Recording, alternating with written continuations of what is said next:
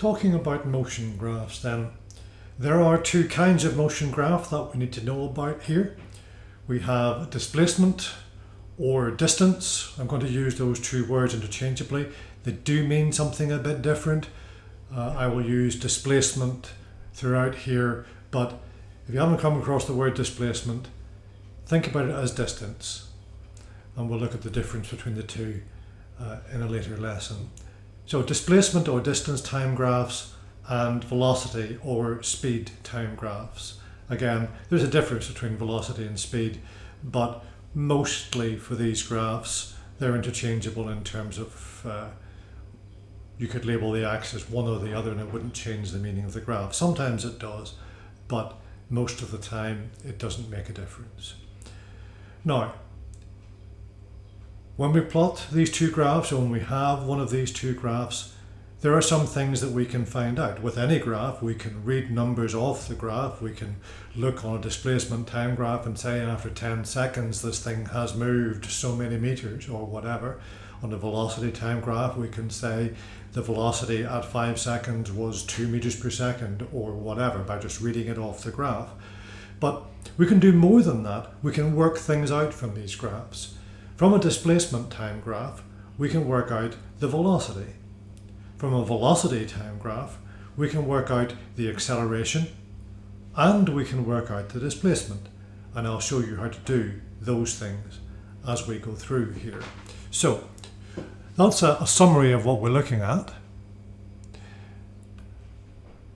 Let's now look at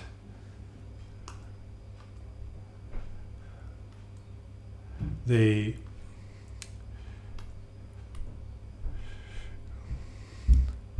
graphs. So here I have a straight line, and at the moment we don't know what kind of graph this is. So let's say it is a displacement time graph. Let's get some squares behind it to help us read what's going on, and let's get some numbers on the axes.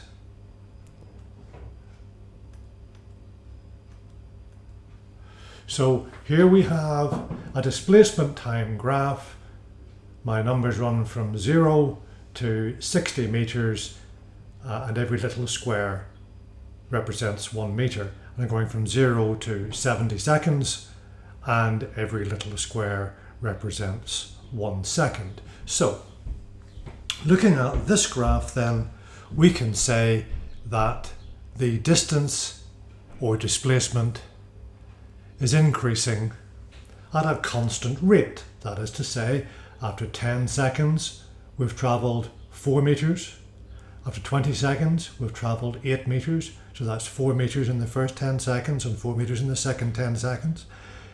And here we're at 12 meters. So there's 4 meters in the third 10 seconds. So every 10 seconds it's travelling 4 meters, or it's travelling a tenth of that in 1 second, 0.4 meters every second, 0.4 meters per second. Now what I'm doing there, of course, is what I'm saying is I have gone this far. Let's say I've gone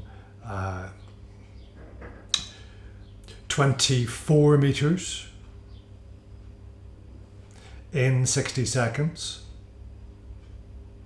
So that's 24, that's 60.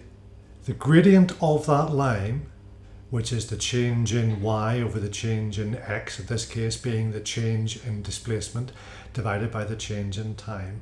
The gradient of my displacement time graph is my velocity. Let's look at a different graph then.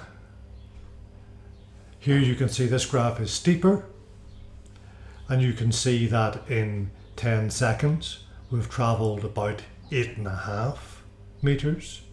In 20 seconds, we've travelled 17 meters. 30 seconds, about 25.5, and so on. So here we've got about 7.5 meters per second. The gradient of that graph would be about 7.5. And then finally, for the straight line graphs, let's look at this one. And you can see here in 10 seconds we've travelled nearly 13 metres. In 20 we've travelled about 25.5 metres. In 30 we've travelled about 38 metres. So again, you can see that regular change in displacement every second. So these straight line graphs, for a displacement time graph, these straight lines tell us we have a constant velocity. The steeper the line, the bigger the velocity.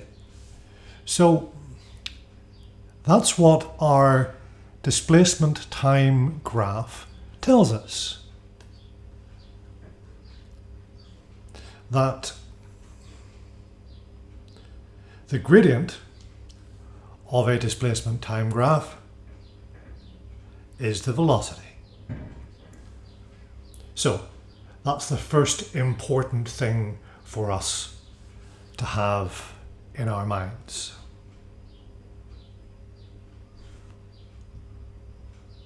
Let's get that fitting into my screen again.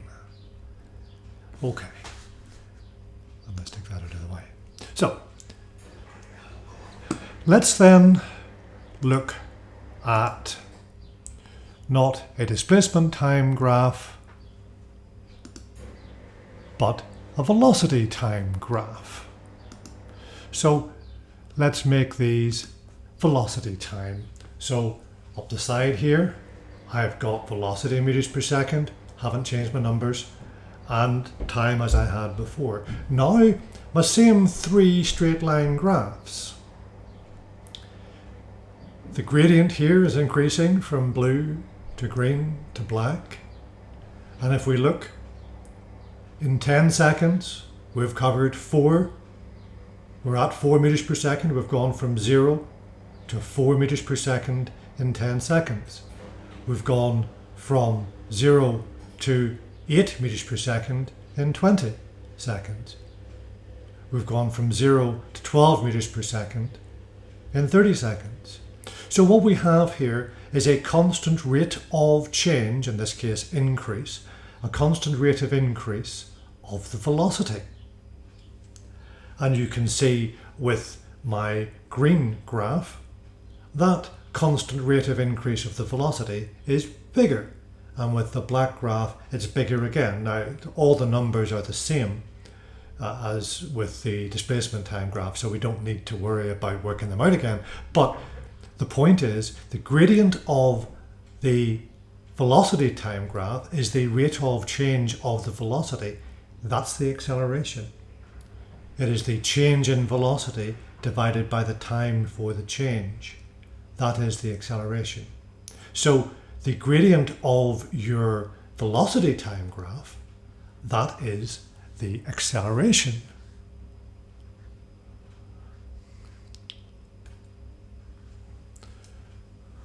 So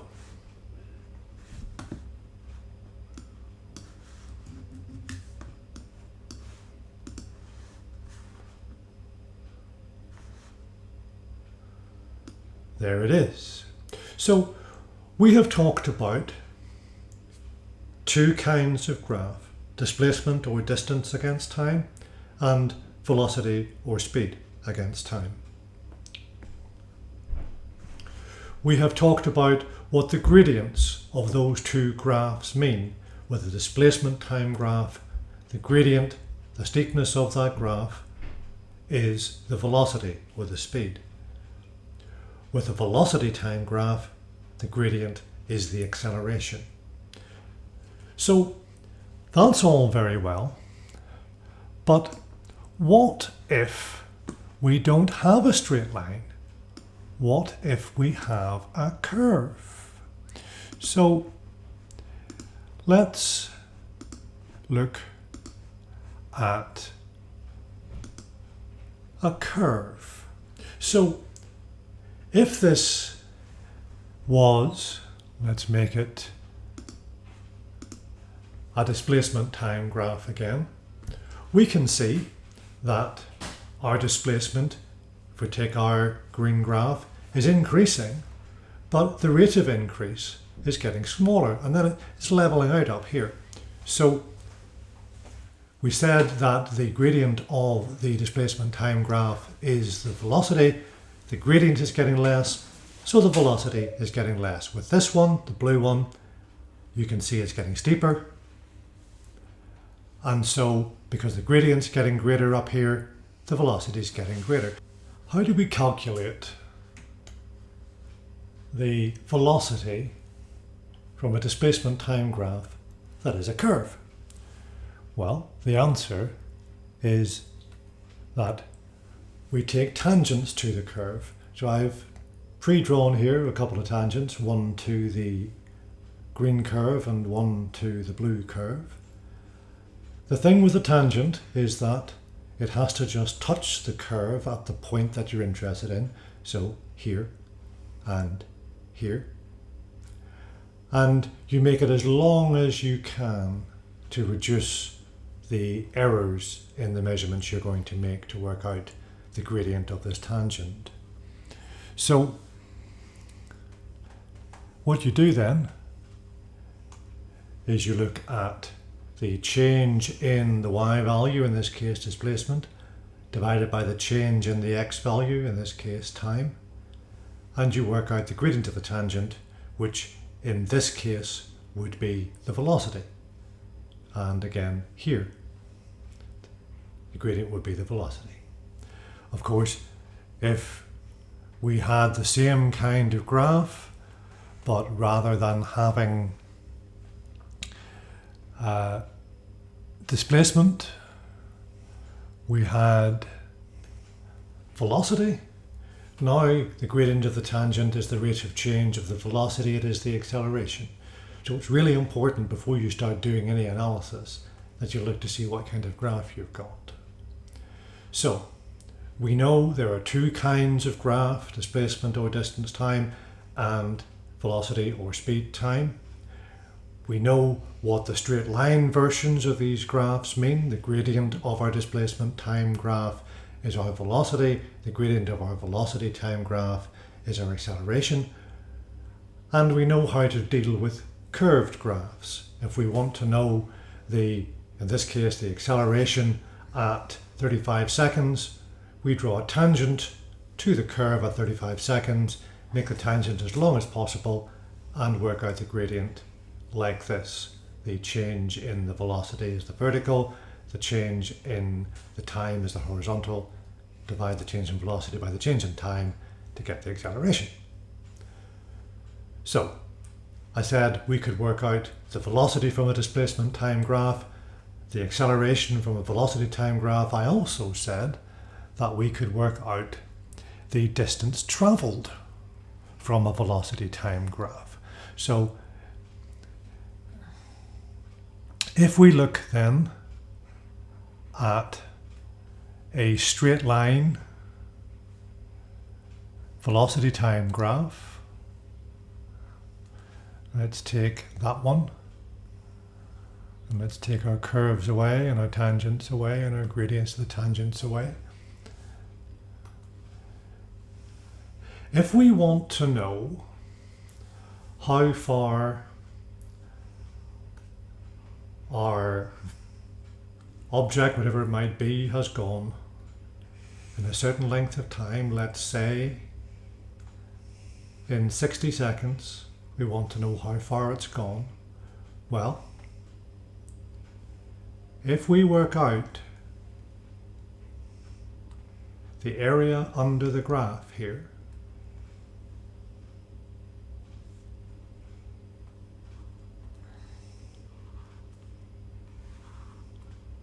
this area is the distance travelled, or the displacement. This area, of course, is a velocity times a time. If you remember from your formula, velocity is distance divided by time. So distance would be velocity times time. So here, in this case, we have 60 seconds. And the velocity after 60 seconds is 24 meters per second. So we've got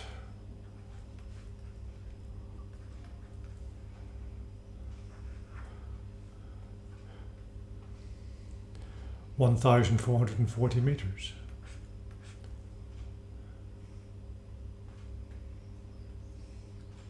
So the area under a velocity time graph gives you the displacement.